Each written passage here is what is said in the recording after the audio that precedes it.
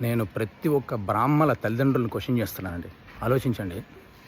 అమ్మాయిలున్న బ్రాహ్మల తల్లిదండ్రులు పురోహితుడికి పిల్లనివ్వాలంటే మీకు నామోషీనా? ఎటు తీసుకెళ్తున్నారండి వ్యవస్థని? ఏం ఆలోచిస్తున్నారండి? మీ పిల్లలకి ఏం నేర్పిస్తున్నారండి?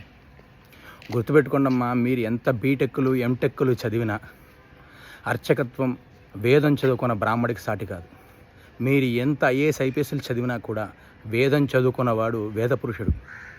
అర్చకత్వం చేసేవాడు సాక్షాత్తు భగవత్ స్వరూపుడు. అర్చకస్స హరిస్సాక్షాత్ అన్నారు.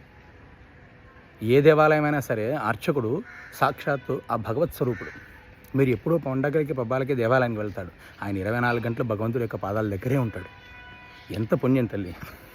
అటువంటి అర్చకత్వం పురోహితం చేసే బ్రాహ్మలకి, వేదం చదువుకున్న బ్రాహ్మలకి పిల్లనివ్వరా? 12 ఏళ్ళు వేదం చదువుకున్నవాడు వేద పురుషుడు సాక్షాత్తు.